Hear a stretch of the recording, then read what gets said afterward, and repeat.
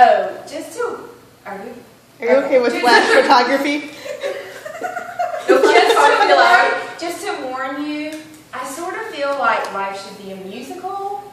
So there will be some portions of music during this session. So just let you know that. So, okay, so Hutchmatch. Better odds than catching a unicorn or finding a pot of gold at the end of the rainbow. Has anybody ever heard of the Scarlet Pimpernel?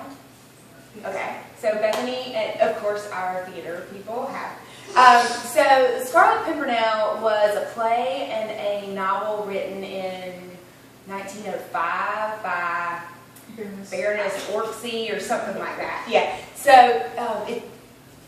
I haven't read the book or seen the play. I grew up on the 1982 TV version with Jane Seymour, and I highly recommend it. I mean, it's Jane Seymour, but it's really entertaining.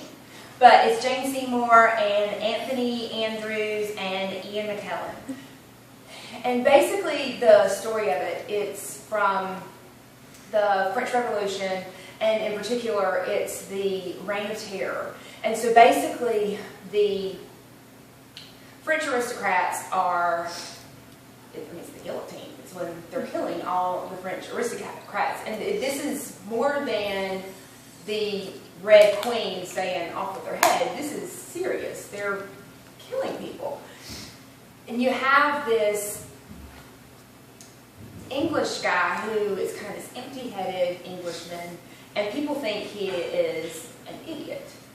And he comes in, and he's always going to parties, and he's doing this stuff. But in reality, he is this man who's going in and rescuing all these French aristocrats. So he's the Scarlet Pimpernel. But when he is this guy at parties that people think is stupid, come on, join us. So when he's this guy that thinks he's stupid, he writes silly poetry and things. And so he writes this poem about the Scarlet Pimpernel, who he actually is. But he writes a poem about the Scarlet Pimpernel.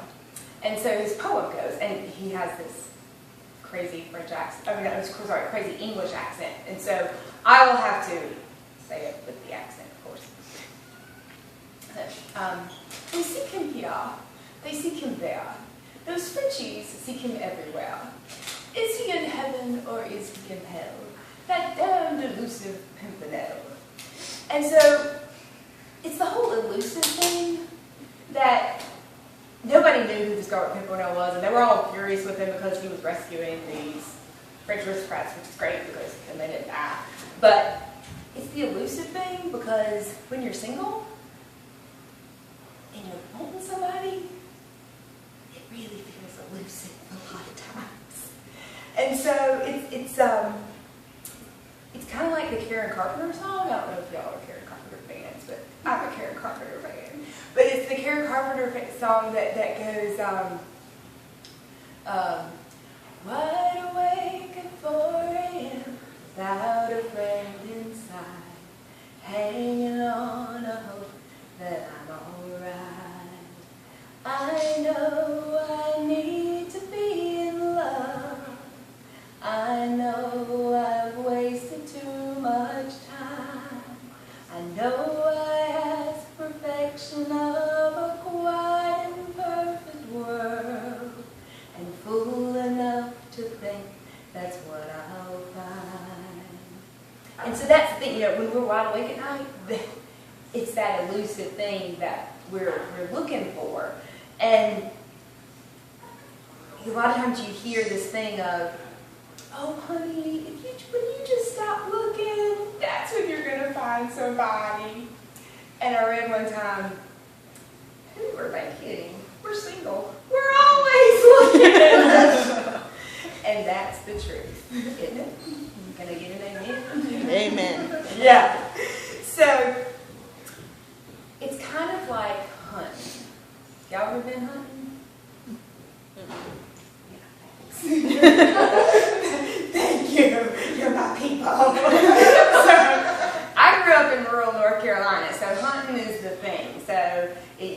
always something in season. So, but when you're hunting, you have to know, first of all, what you're hunting. You have to have the right permits. You have to know when you're going. But my brother is a huge hunter, and he used to go duck hunting. And I hated duck hunting because when you go duck hunting, you go very, very early in the morning. So my brother would set his alarm clock, which was a train alarm clock. And the little train would go around the track of the alarm clock. And it sounded like a train.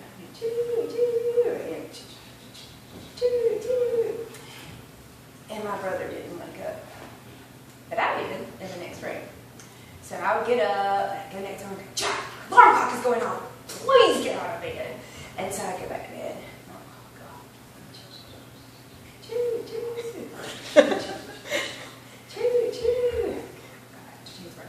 Jack, your alarm clock is going off. Get up. So eventually he would get up and he'd go duck hunting. So this was the story of our life for days in a row when he was going duck hunting. But he had to have all the right things. He had to go at the right time. And so when you go unicorn hunting, you have to have the right thing. Does anybody know what's required to go unicorn hunting? Glitter? What? Glitter? Glitter? Apparently hatred is not a... Thank you! Sherry! A pure heart. Yes! Yes! No, I wouldn't have gotten that. I was going to say virgin, so My brain went to that too. Yes! Okay, unicorn. Has anybody here read The Last Unicorn? Or seen the movie. Yeah. Well, or for the people who didn't get it, Wikipedia will tell you as well. I actually already knew it, but I'm giving the people, instead of Cliff Notes, Wikipedia people. But unicorns, online, you can't get a unicorn hunting permit. Just from experience, don't mention that on the Rabbit Room page or Facebook page. I sort of know this from experience. It doesn't go well. Yes. But, okay, so unicorns, a pure heart, and they prefer virgins who like to sing. Not really common these days. It's really hard to find. So at this point, this is our 5th Hutchmoot. We don't have anyone who has told us about catching a unicorn. The odds are not in your favor at all. But even if you caught one, I live on the 2nd floor of my apartment complex. It'd be awfully hard to get one out there. I don't think it'd fit very well. And I don't know how I'd keep it. So I don't think that's a very good idea to try to get one. So then, let's talk about pot of gold at the end of the window. I don't know about y'all, but I don't want to deal with those hateful leprechauns. They're just not nice. They do have that great accent going for them. You gotta weigh that out. But I still think their hatefulness is worse. I mean, I was on an airplane a couple of months ago, and the guy a couple rows behind me, I never saw him, but he was a couple rows behind me, and before we took off, the flight attendant kept going, "Sir, you've got to turn your phone off." And he was not paying any attention to them. And they're like, "Sir, you've really got to turn your phone off." And he was doing some business deal. It's like, "Yes, we need to call them on Monday. Yes, we're going to have this merger." I mean, it was no big deal. But I was like leaning back in my seat to listen to this man because he had an Irish accent. And I'm like, "Oh, let me hear him." Like, just let him talk. Let him talk. So, I mean, those leprechauns have got that going for them. But I just really don't think it's worth it, even for gold. And again, nobody here has mentioned getting that. And I feel like we would have heard about that as well. So, again, odds not in your favor. But let's talk about hutch matches. All right. So we've had 3 marriages. Jen, thank you for representing over here. All right. We've had 3 hutch matches. So I'm not counting this year because who knows what's going to happen. We don't know yet. But out of 4 years, we've had 3 marriages. I did the numbers. I'm going to count it, so is that surprising that I did the numbers? But, okay, I'm assuming that there are a little bit more than half of the people that are here that are married. So let's assume that out of 200 people, about 80 people are going to be single. It ends up coming to about a 1 in 50 odds of a marriage for Hutchmatch. Now, those aren't great odds, but they're better than some things. They're better than finding a unicorn. They're better than a pot of gold. So, they're not bad. They worked out for you. You're happy, right? Yeah. Yeah. It's great. So, it is! It's possible! So, there are some ways to have better odds than finding a hutch match. We probably all know these things because I'm sure our families have given us these suggestions before. Actually, Hayden, you got the suggestion from your family at lunchtime. At lunchtime. And what was that suggestion? I need to go online.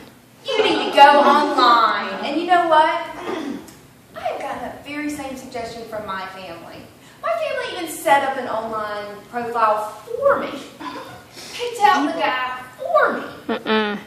Yeah. Okay, it works for some people. We've got people here who have met online. It's great. So I'm not dissing online dating at all. It is great. Works for some people, doesn't work for some people. So I'm not going to say what will or what won't work for you. So there are ways to meet people online. There are some people that get set up with other people. So there are ways to meet people. But in the midst of all of it, there's a lot of rejection. And that can be so frustrating. And I can think back to probably one of the worst nights of my life was over rejection from this guy. It was an online thing. And I'm like, why am I so upset about this? And I think it was just because it brought back all the rejection of all these other guys. And so it wasn't really this one guy. It was a lifetime of rejection. And so there's a lot of pain and suffering in the midst of it. And so that's when you feel like nobody likes me, everybody hates me, gets all these some worms, that kind of thing. You're like, this is horrible. And so that's kind of how you feel. And it just, honestly, it just kind of sucks sometimes. That's what it's like when you're single. And I'm not a huge poetry person. I know some of y'all are, but my kind of poetry is what I grew up on, which is like, Antonio rode off on his polo ponyo. He decided to woo Miss Listen-Me Lou, Miss Listen-Me Melodeo. That's my kind of poetry. But I really like, I like the opening line of hope is a thing with feathers. I don't exactly get the rest of the poem. But that's okay, because I just like the opening line. And so the opening line gives me hope. I don't really know why, but it does. And so for each one of us,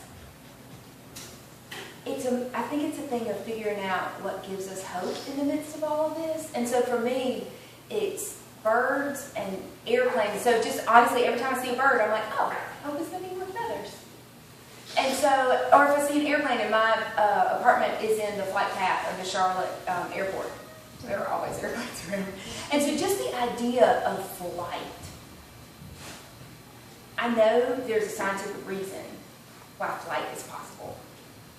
But I don't understand all of the mechanics of it. I know somebody does, but I don't. And so when I'm getting in or out of my car, half the time, I just stand there looking up at those airplanes going, wow, that's amazing. And it just fills me with hope for some reason. And so for each of us to do that, to find that thing that fills us with hope when it comes to dating, because it can be, or not just dating, relationships. Because I was at a community group for church on Monday, and one of the couples said, the wife said, it's so hard because I always look around and I'm the only one without children. And they're going through infertility struggles, and it's a really hard time for them. And she said, it's so hard because I'm the only one. And I looked at her and I said, I don't have children. Whenever you're discouraged, call me because I don't have children. And then I was thinking, but I don't have a husband either. And you do. So I'm the one that's always feeling like everybody else has a husband and I don't. And so, but the thing is, I know that's not true. I'm not the only one. But so many times we feel like we're the only one. And so that's why we have to find those things, whatever it is. So for me, it's birds or airplanes. And find that thing that gives us hope. And so there are the mechanical things that we can do. You know, we can tell our friends, you know what? Do you know anybody you can set me up with? Or we can do online dating. There are those mechanical things that we can do. But if we don't do those things that encourage us and give us hope, mechanical things don't matter. And so another thing that gives me hope is just listening to other people's stories. And just hearing that not everybody got married at 19 or 20. And there are other people that have stories similar to mine. At lunch yesterday, I was sitting listening to a couple here, and I know their story anyway, but just hearing it again, they got married when she was 37, 38, and he was in his 40s, and like, oh, I'm going to be 39 soon. That's really nice to hear. And I had supper with a couple who, it's a missionary couple, and I just always assumed that they got married young or whatever. She came out of an abusive marriage, and it was a second marriage for her, and how he had come in and was just, it was a healing relationship. And just hearing these things are so encouraging. And so ask your married friends, what are their stories? Because that is something for me that I need to hear.